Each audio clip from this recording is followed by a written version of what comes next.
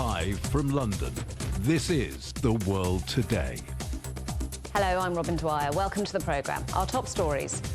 President Vladimir Putin warns that Russia is ready for nuclear war if necessary. The EU says starvation is being used as a weapon of war in Gaza. Some aid is getting in by air and sea, but the UN says land routes are needed now. Divest your US assets or face a ban. Congress votes on TikTok's future. And paying too high a price for your pet. Soaring costs put people in the UK off owning animals, leaving sanctuaries struggling to cope.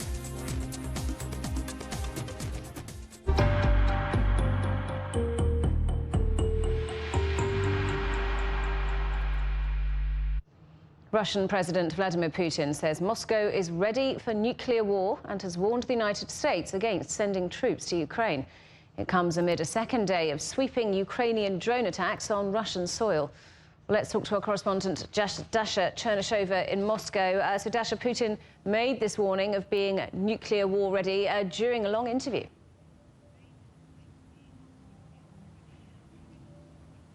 That's right. The Russian president gave a lengthy interview to the Russian state TV channel Rossiya 1 just the same week that the Russians will be heading to the polls to vote for a new president. The Russian president did send a very strong message to the Western countries, saying that the presence of the American troops in Ukraine, should they actually be sent there, will be considered as a further escalation of the conflict. They will be considered as combatants, as interventionists. He also has stressed that Russia does have a very sophisticated nuclear triad that is more advanced than that of the United States, and that all of those missiles are constantly combat ready. Let's have a listen. Are we really ready for nuclear war? From a military technical point of view, we are prepared, of course. The troops are constantly in a state of combat readiness.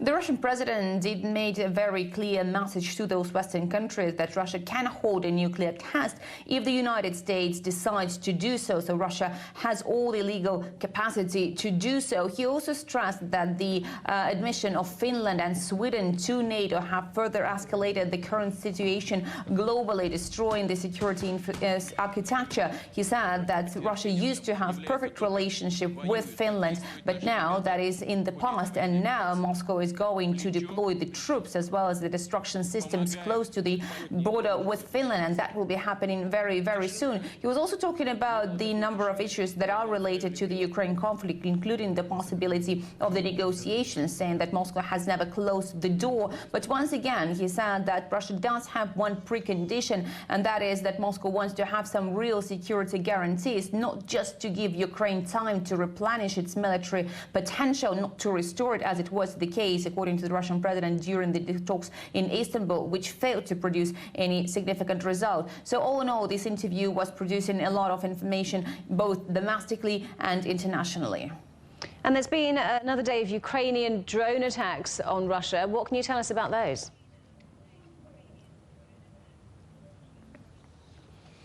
Well, indeed, starting Tuesday morning, Russia has seen the wave of the Ukrainian drones hitting several targets inside Russia. They all have been mostly intercepted by the Russian air defense system. The Kremlin has commented on these attacks, suggesting that Ukraine is trying to hit those targets inside Russia because they are failing on the battlefield. And obviously, it is no coincidence that later this week, Russians will head to the polls to vote for a new president. We understand that the Russian air defense systems have been on high alert, but in the meantime, we are seeing the results and the consequences of those drones attacks close to the border with Ukraine, as well as deep inside the Russian territory. This morning, we heard about the Novoshakhtinsky oil refinery in the Ryazan region being hit. The fire has been localized there. We've heard about the missile risk in the Kursk region. In Belgorod, we keep hearing about more and more drones being intercepted by the Russian air defense systems. We understand that those drones often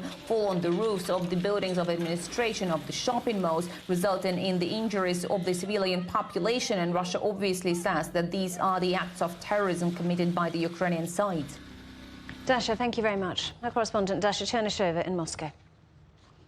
Lithuania's president says an attack on an aide of the late Russian opposition leader Alexei Navalny was clearly planned. Vilnius police say that Leonid Volkov was assaulted with a hammer and tear gas as he arrived home on Tuesday evening. Lithuanian state security has accused Moscow of organising and carrying out the attack. Moscow has yet to comment on the accusations.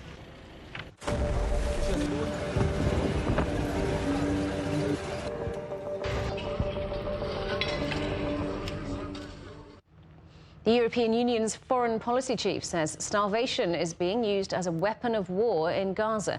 Josep Borrell says the humanitarian situation there is a man-made disaster and that the population is fighting for its own survival. The first EU aid ship left the port of Larnaca in Cyprus on Tuesday en route to Gaza.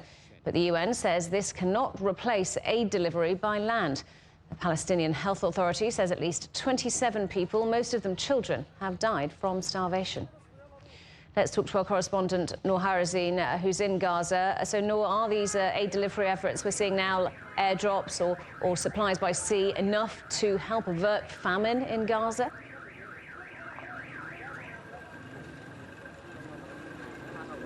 Well, what the Gaza Strip actually needs and what the people of the Gaza Strip needs to stop this famine here in the coastal enclave is an immediate ceasefire. This war should stop. More aid should be allowed into the Gaza Strip through the Rafah border because it is the fastest and the safest way to allow aid into the Gaza Strip.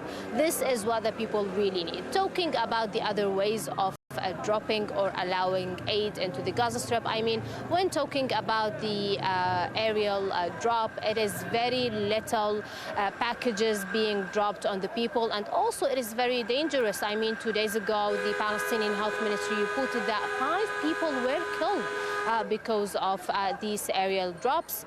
Talking about the maritime passage, I mean, this will take some time, and of course, the aid might not be enough for all of the 500, actually more than 500,000 people who are besieged now in northern Gaza. So yes, what will really help the situation here in Gaza is an end to this war, and also for Egypt to fully open the Rafah border to allow more humanitarian aid in.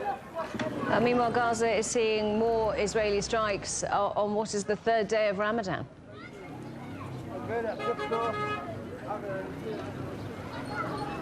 Well, yes, the Israeli army continued attacking the coastal enclave from its north to its south. We are talking about hundreds of attacks between airstrikes and tanks. Shelling. In one strike in Al Bureij refugee camp, 8 people were killed, and this happened only in the past 12 hours. Also here in Rafah, there was a series of Israeli strikes, and one strike that targeted a UN storage to distribute humanitarian aid. 5 people were killed while they were standing in a line waiting for the humanitarian aid, and another strike also that targeted a car in Msabbah area. 2 Palestinians were killed. According to the Palestinian Health Ministry, 72 Palestinians in Gaza were killed today, including women and children, and this brought up the death toll here in Gaza since the 7th of October up to 31,120 Palestinians. Noor, thank you. Our correspondent Noor Harazin in Rafah in Gaza. At least 4 Palestinians have been killed in clashes with Israeli forces in multiple raids on the West Bank. A 13-year-old boy was shot after launching fireworks during a raid on a refugee camp in East Jerusalem. Israeli border police say the boy endangered troops, although locals said he had shot the firework into the air. Meanwhile, Israeli police say a Palestinian stabbed and wounded 2 people at a checkpoint near Jerusalem before being shot dead. Well, let's go to Jerusalem now and talk to our correspondent there, Sarah Coates. So, Sarah, Israel's National Security Minister has been further fueling tensions. What's he been saying? Hello, Robin. Itamar Ben-Gvir really fanning the flames during this incredibly tense time, speaking out about that incident here in East Jerusalem overnight, where, as you mentioned, a 13-year-old boy was shot dead by Israeli border guards after launching this firework. He released a statement saying that, "I stand behind the border police officers who are risking their lives in front of dozens of Arab rioters," adding he salutes the fighter who killed the terrorist who attempted to shoot fireworks at him and the forces, saying this is exactly how you must act against terrorists, with determination and with precision. Now, since then, Itamar Ben-Gvir has gone and visited the Department of Internal Police investigations to support this officer being questioned over shooting dead that 13-year-old. And Ben-Gvir has now been warned by the Attorney General, who's written him a letter warning him not to interfere. But as I mentioned, it is an incredibly tense time on the ground here in Jerusalem. This is certainly something that could really see increased violence and, as I said, fan the flames. And Sarah, international concern mounting over an expected Israeli push into Rafah in Gaza. What have we been hearing on that from Israel's Prime Minister? Well, Benjamin Netanyahu is really doubling down on his vow to go down into Rafah, the southernmost city in Gaza, where around 1.3 million internally displaced Palestinians are sheltering, an area that was declared a safe zone up until not too long ago. Well, there's still no timeline on exactly when Israeli forces may push into Rafah, despite Benjamin Netanyahu previously giving a deadline of March 10, Ramadan, saying they will go in unless these Israeli hostages are released. Well, we did hear Benjamin Netanyahu speaking out overnight during an AIPAC conference. He said that you cannot say you support Israel's right to defend itself and then oppose Israel when it exercises its right to do just that. And there really is growing international pressure on Israel to pull back its plans, to scrap its plans for this operation in Rafah. But here's what Netanyahu has to say to that. We will finish the job in Rafah while enabling the civilian population to get out of harm's way. We've taken measures to minimize civilian casualties that no other army has taken in history. None of these pressures will stop us. Israel's very future, its very survival is at stake. We have no other option but total victory. And Robin, despite Netanyahu saying that they will minimise civilian casualties and get these people out of harm's way, it's important to add that there has been no plan released as yet as to exactly where these 1.3 million or so people should go. Our correspondent Sarah Coates there in Jerusalem. You're watching CGTN. Still ahead, are TikTok's days numbered in the United States? Lawmakers are voting on a bill that could see the social media app's Chinese owner ByteDance divest its US assets or face a ban.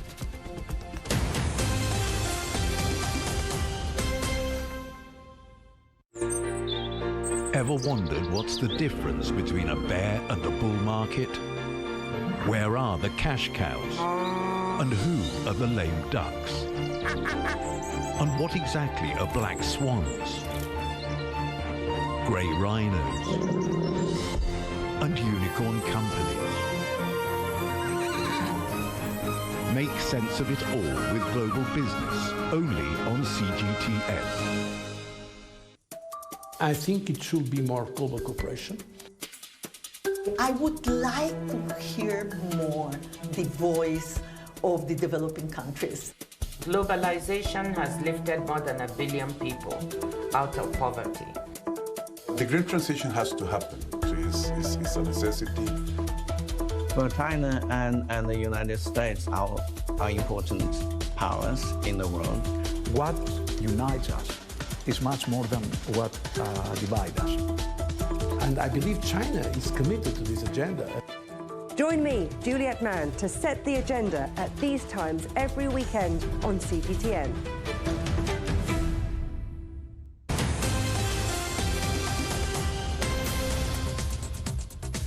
Welcome back. A reminder of our headlines. President Vladimir Putin warns Russia is ready for nuclear war if necessary. And the EU says starvation is being used as a weapon of war in Gaza. Some aid is getting in by air and sea, but the UN says land routes are needed now. The US Congress is voting on a bill to force TikTok's Chinese owner ByteDance to divest its US assets or face a ban. TikTok, which is used by nearly 170 million Americans, is the latest social media app to face Washington's scrutiny over the security of its user data. President Joe Biden says the move is in response to national security concerns about China. Let's talk to our correspondent, John Terrett in New York. So, John, voting happening now, a result expected any minute, and a ban for TikTok could be looming. Yes. Well, I think so, yes. There's a real head of steam that has built up very quickly about the security issues surrounding TikTok or not. And the way I sense it is that this bill, which is presently being voted on in electronic form on the floor of the House of Representatives in Washington, D.C., and which will be completed in just over another 5 minutes, is quite, well, let's say, has a good chance of finding passage and moving on. I don't know, I don't want to say that it's likely to pass, but certainly it feels to me that that's what's going to happen. But we will see. Shou Chew, who is the CEO of TikTok from Singapore, is there. He was there yesterday, Tuesday. He's there today, be there tomorrow, Thursday as well, trying to campaign for his company. And if this bill does find passage and leave the House, then it will require the company TikTok to diverge from its parent company ByteDance in Beijing within 180 days of today's bill being passed, if indeed it does. So that will separate ByteDance from Douyin, which is the Chinese version of the app. Now, all of this is happening despite incredibly harsh testimony in several hearings on Capitol Hill in which Shou Chew was brutalized, really, with some of the most childish and naive and ignorant questioning that I have ever seen of anybody in any of these committee hearings. It was really quite extraordinary. You always have to remember that these Congress people are playing to the folks back home, trying to get re-elected, which is why they do it. But it was very, very embarrassing.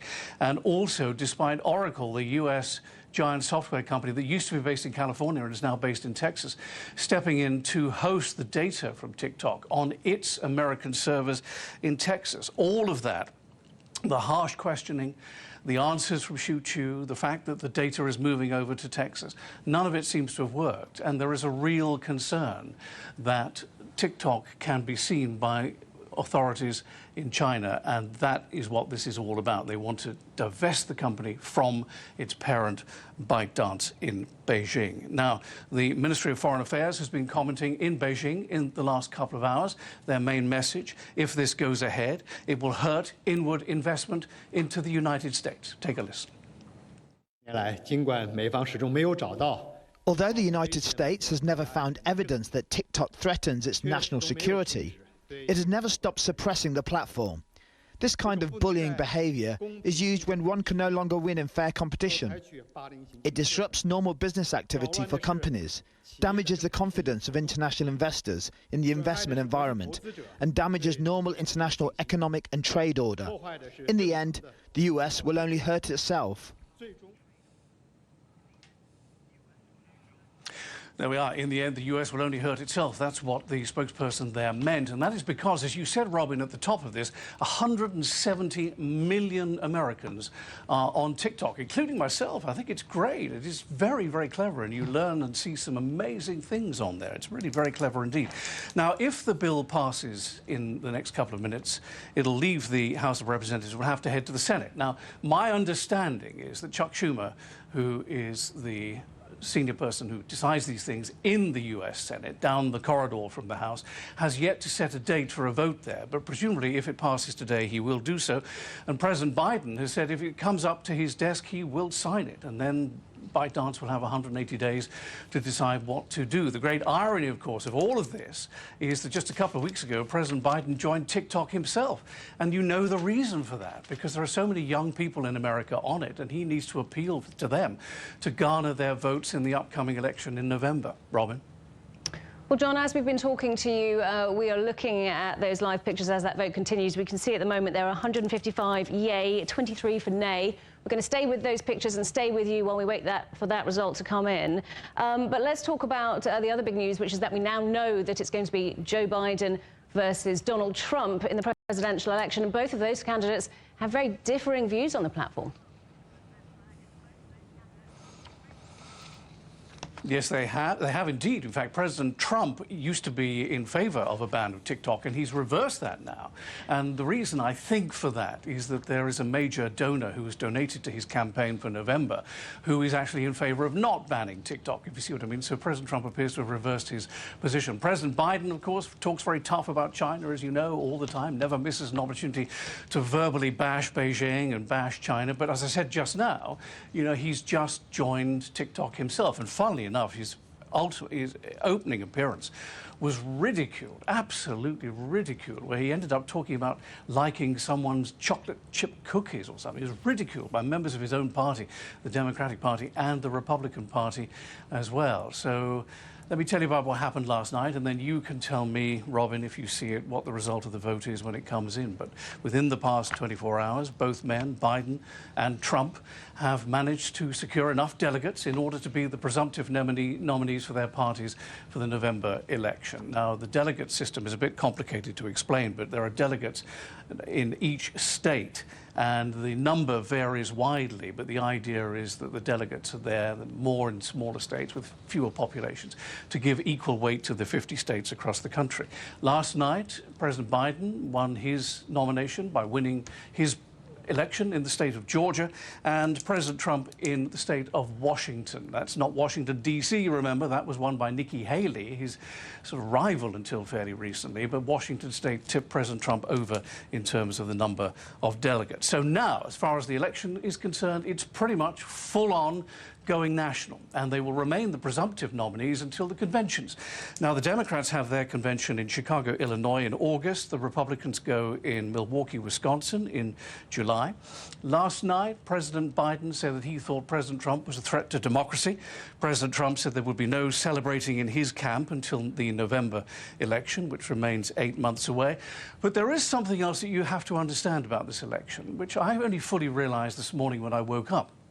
Robert Kennedy of the Kennedy family seems to be running as an independent, and all the talk here in the last 24 hours has been about his running mate, his vice presidential candidate. He's apparently about to pick or has picked somebody. So that's been garnering lots of headlines here. But the point is, if he runs as an independent in November, then he could well take away votes away from Biden and from Trump, as Ross Perot did in 1992. So that's very serious. John, I do just want to jump in and let you know that the voting time has now run down. It looks like the actual voting totals are still going up as those votes continue to come in, but I can see from the screen that is next to you that 213 people have voted yay and 214 and 35 nay, which looks to me like this bill will now pass. So what happens now?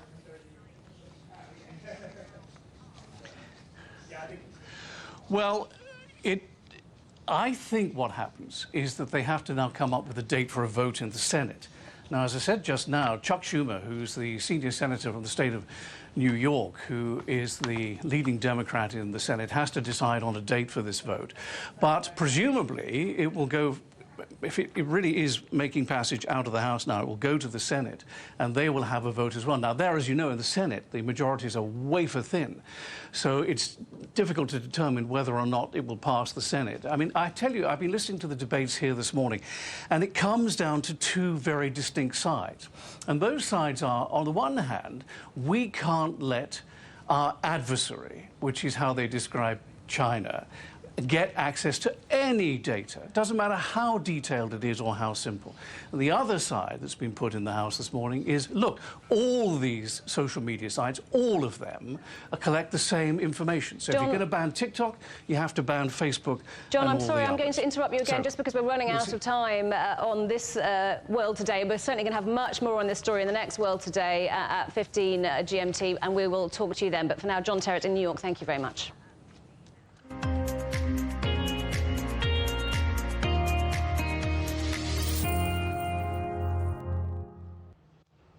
UK pet charities say they're seeing record numbers of animals abandoned due to the cost of living crisis. A recent survey shows over 70% of people are reluctant to take on a pet because of the expense. Our correspondent Kitty Logan reports. Sparky lost a leg in a road accident some time ago. Now he's lost his owner. Struggling with vet's bills for his ongoing health issues, she reluctantly gave him up. He's being cared for at this cat adoption centre. She's done it with the Sparky in mind and wanting the absolute best for him.